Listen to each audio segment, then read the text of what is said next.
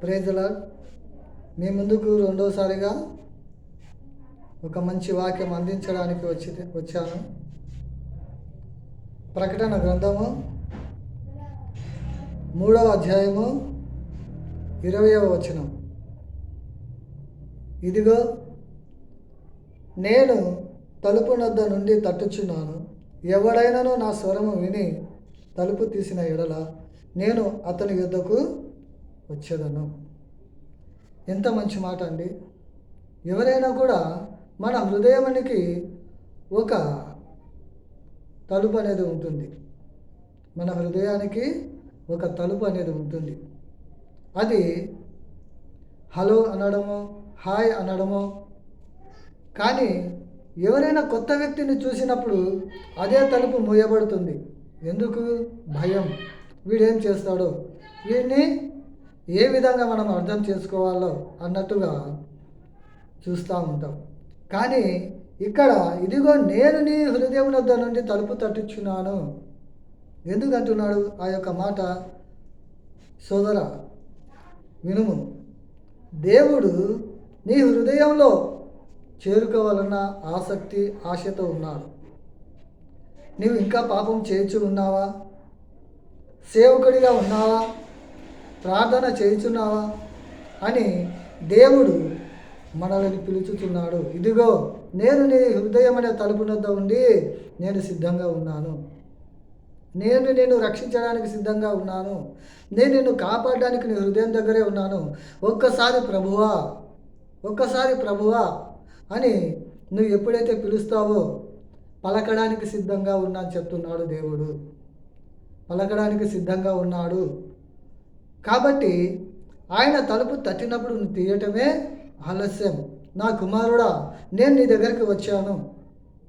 ఎందుకంటే దేవుడి యొక్క తలుపు అని చెప్తున్నాడు. ఎందుకంటే మన హృదయం అనేది ఎన్నో ఆలోచనలతోటి మూసుకపోయి ఉంటుంది. ఆ ఆలోచనలకు రక్షణ లేదు. ఆ ఆలోచనలతో శరీరం కృంగిపోవడం తప్ప మన దగ్గర వాటిని ఎదుర్కొనే ధైర్యం లేదు. ఆ ధైర్యం నీ తలుపు తట్టుచ్చింది. నువ్వు సోదరుడైనా సరే, సోదరుడైనా సరే, ఒక్కసారి యొక్క వాక్యాన్ని జ్ఞాపకం చేసుకో. యేసుక్రీస్తు నిన్ను ప్రేమిస్తున్నాడు. ఎందుకు నీ హృదయ ద్వారం వద్ద ఉన్నాడు దేవుడు అని చెప్తుంటే మీరు ఏం చేస్తూ ఉన్నారు? దేవుణ్ణి ఎరుగకుండా ఉన్నారు. కాబట్టి మన జీవితంలో ఎప్పుడైనా కూడా మన హృదయం దేవునికి ఇచ్చామా? హృదయాన్ని దేవుడి యొక్క ద్వారం దగ్గర పెట్టామా? అందుకే అంటున్నాడు, నేను ఇదిగో నీవు ఎప్పుడైనా పరలోకానికి వచ్చి నీ తలుపు తట్టినప్పుడు నేను ద్వారం తీయను అంటున్నాడు. ఎందుకో తెలుసా? నీ హృదయంలో ఆయనకు చోటు ఇవ్వలేదు కనుక. పరలోక రాజ్యంలో నీకు తలుపు ఎలా తీయబడుతున్నది? ఇప్పుడు ఆయన స్వరం విని, ఎప్పుడైతే మనం దేవుడు ఉన్నాడు అని ఎవరైనా సువార్త చెప్పినప్పుడు అయ్యా ఎక్కడ ఉన్నాడు అని అడిగితే వాళ్ళు చెప్తారు హల్లెలూయా. నువ్వు దేవుణ్ణి నమ్మకుండా నీ ఇష్టానుసారమైన జీవితంతో నువ్వు ఉన్నావు అనుకోండి, దేవుడు నిన్ను పట్టించుకోడు. మొత్తం చీకటి సామ్రాజ్యం అయిపోతుంది. లేని అలవాట్లకు గురి అయిపోతావు. అప్పుడు ఆ అలవాట్లలో దుర్వ్యాపారం ఉంటుంది. ఒక గొడవ అన్నాం అనుకోండి, ఆ గొడవలో ఎన్ని ఉంటాయి? రాళ్ళుతో కొట్టుకోవడం ఉంటుంది, రోకలి బండతో కొట్టుకోవడం ఉంటుంది, ఒకరినొకరు పొడుచుకోవడము, చంపుకోవడము ఉంటుంది. అదే దుర్వ్యాపారము. అటువంటి దుర్వ్యాపారము మన మీదికి దాడి చేస్తున్నది అంటే ఇప్పుడు మనము దేవుని యొక్క మాటను వినకపోవడమే. ఒక్కసారి నువ్వు ఆలోచించు. నీ స్నేహితుని దగ్గరికి పోయినప్పుడు అతడు సువార్త ప్రకటించాడు, కానీ ఆ స్నేహితుడికి నువ్వైనా సువార్తను ప్రకటించావు. ఇద్దరు కలిసినప్పుడు ఏమీ తెలియనట్టుగా మీరు ఇద్దరు ఉంటారు కాబట్టి మీలో కొంచెం ఏరా తమాషగా జోక్గా అక్కడ వెళ్ళి వద్దామా అని ఒక చిన్న వైన్ షాప్కి పోయేద్దామన్న ఆలోచన మీ స్నేహితుడు చేయొచ్చు. కానీ సోదరా, దేవుడు అంటున్నాడు అప్పటికైనా కూడా నువ్వు హృదయ ద్వారం తెలిసి ప్రభువా నేను చేసింది తప్పని నువ్వు ఒకసారి మనస్ఫూర్తిగా అనుకో. నీ హృదయంలో దేవుడు నీకు చోటు ఇస్తాడు. అప్పుడు పరలోక రాజ్యంలో నీకు దర్వాజా తీయబడుతుంది. అందుకే దేవుడు అంటా ఉన్నాడు, నీ హృదయం వద్ద నుండి నేను తలుపు తట్టుచున్నాను. ఎవరైనాను నా స్వరం విని తలుపు తీసిన ఎడల నేను అతనికి రక్షణ గురించి బోధన చెప్పేదాను. ఏ విధంగా ఉండాలి, ఏ విధంగా. చూడండి, నేను దేవుని నమ్ముకున్నప్పటి నుంచి నేను దేవుని యొక్క పాటలు రాస్తున్నాను, శ్రమలు వస్తున్నాయి. దేవుడి యొక్క వాక్యం చెబుతున్నాను, శ్రమలు వస్తున్నాయి. అయినా వదలలేదు. అద్భుతమైన పాటలు నేను రాశాను. అందులో ఒక పాట మీరు వినాలని నేను కోరుచున్నాను. ఓ జాలరుడా నా యేసయ్యా, చెదరిపోయిన చేపను నేను. ఓ జాలరుడా నా యేసయ్యా, చెదరిపోయిన చేపను నేను.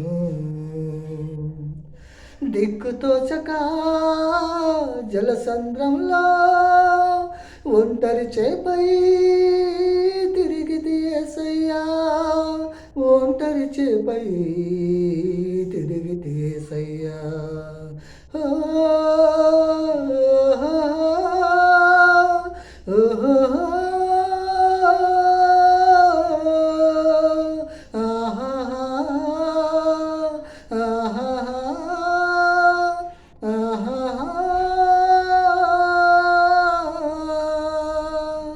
ఓ జాలరుడా నా యేసయ్యా, చెదరిపోయిన చేపను నేను. వేశావు ఒక వలను సముద్రములోన, ఎక్కి కూర్చొని ఆనందముగా గానము చేసింది.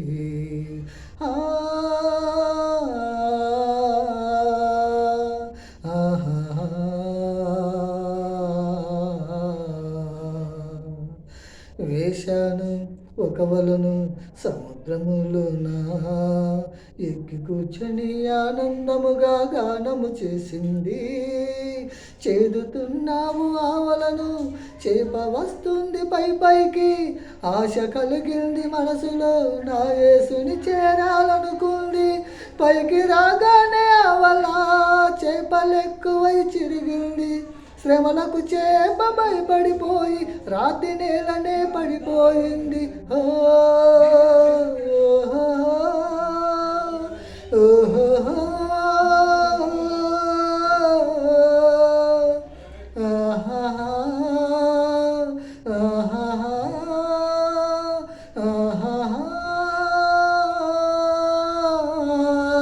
ఓ జాలరుడా నా యేసయ్యా,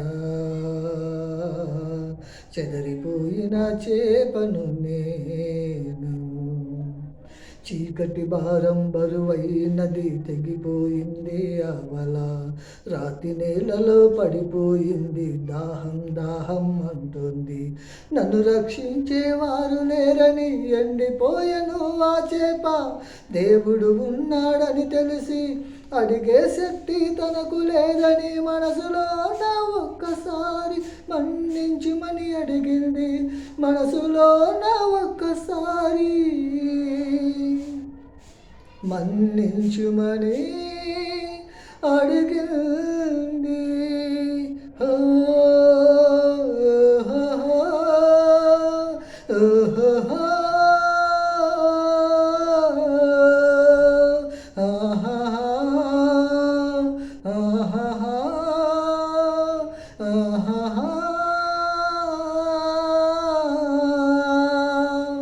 ఓ జాలరుడా నా యేసయ్యా, చెదరిపోయిన చేపను నేను. ఆజ్ఞాపించి ఓ రక్షక, నాలో ఉన్న జాలరుడా, నన్ను కాపాడినట్టుగా నీ రెక్కల క్రింద దాచుకో. నువ్వు చేసిన చేపనే, నీలో ఉన్న ఊపిరే పశ్చాత్తాపము చెందెనే. మన్నించుము ప్రాణదాత, జీవితమంతా అన్ని కోల్పోయి చివరకు నిన్నే చేరింది. జీవితమంతా అన్ని కోల్పోయి చివరకు నిన్నే చేరింది.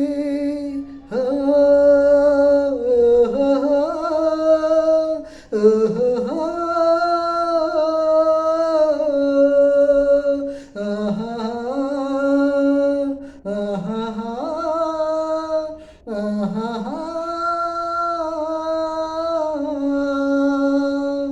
ఓ జాలరుడా నా యేసయ్యా, చెదరిపోయిన చేపను నేను.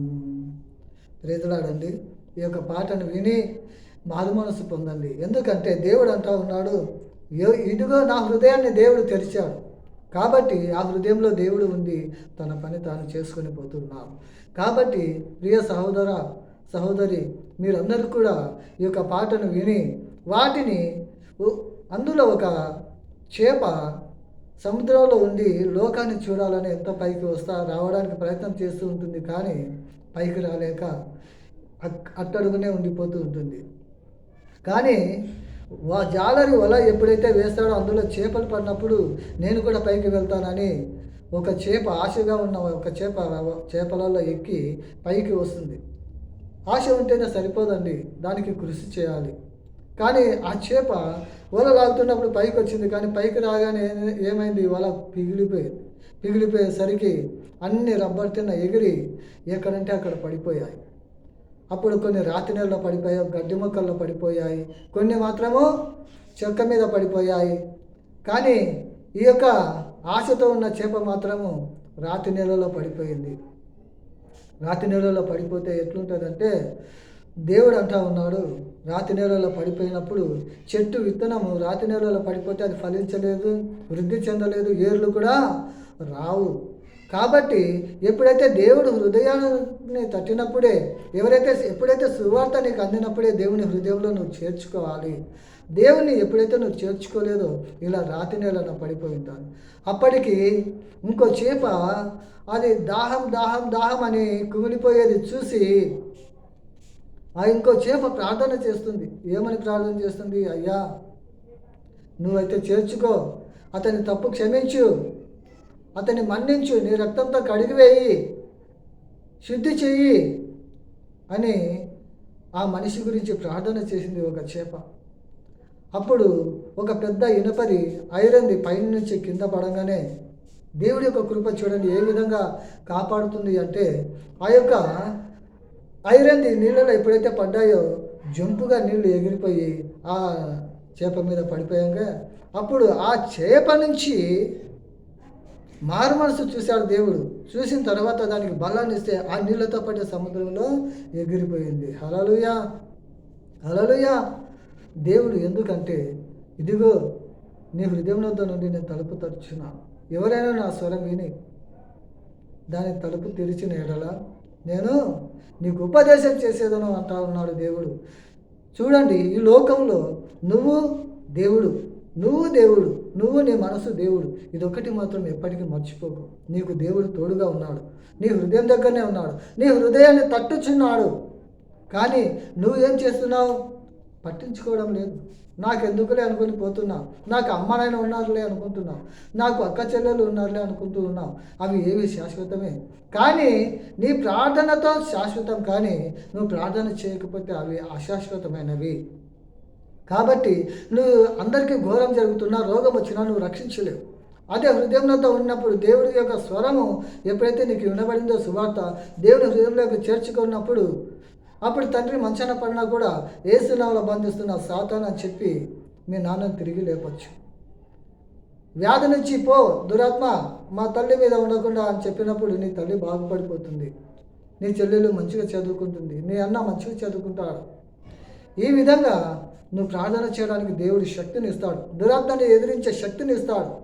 ఎప్పుడైతే నువ్వు దేవుని యొక్క సువార్తను హృదయంలోకి చేర్చుకునలేదో, ఇదిగో చివరికైనా కూడా నీ గురించి 10 మంది బాధపడే వాళ్ళు ఉంటే,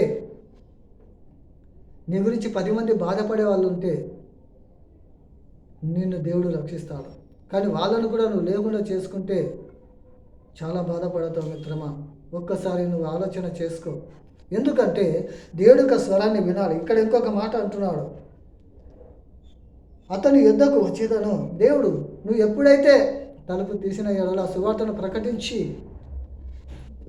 ఎప్పుడైతే నువ్వు ప్రకటిస్తావో, దేవుని యొక్క హృదయంలో చోటిస్తావో, ఆ సువార్త ఎప్పుడు వింటావో హృదయానుసారంగా వినేవాళ్ళు ధన్యులు అంటున్నాడు. ఎందుకంటే హృదయ శుద్ధి గల వారు ధన్యులు, వాళ్ళు దేవుణ్ణి చూస్తారు కూడా. ఎందుకంటే నేను ఒకప్పుడు సేవ చేస్తూ ఉన్నాను. సేవ చేస్తూ ఉండగా ఒక ఇంట్లో వాక్యం అయిపోయింది, ప్రార్థన అయిపోయింది. పౌలు దగ్గర ఒక ఆమె ప్రార్థన కోసం నిలబడి ఉన్నట్టుగా ఒక ఆమె ఆ గుమ్మం దగ్గర నిలబడి ఉంది. ఆమెకు దేవుడు అంటే తెలియదు, ఆమెకి బైబిల్ అంటే తెలియదు. ఎందుకో తెలుసా అండి? దేవుడి యొక్క సువార్తను అనే తలుపు దగ్గర ఆమె నిలబడి ఉంది. నేను సువార్తను, వాక్యాన్ని ఆ ఇంట్లో ఎప్పుడైతే చెబుతున్నానో, అయ్యో ఈయన దేవుని గురించి ప్రకటన చేస్తున్నాడే అని గుమ్మం దగ్గర ఉండి నిలిచింది. ఎంతసేపు నిలిచిందంటో నాకు కూడా తెలియదు. అప్పుడు నేనేం చేశాను, ప్రార్థన అంతా అయిపోగొట్టిన తర్వాత అందరికీ తల మీద చేపెట్టి ప్రార్థన చేస్తూ ఉంటే మెల్లిగా ఆమె వచ్చింది.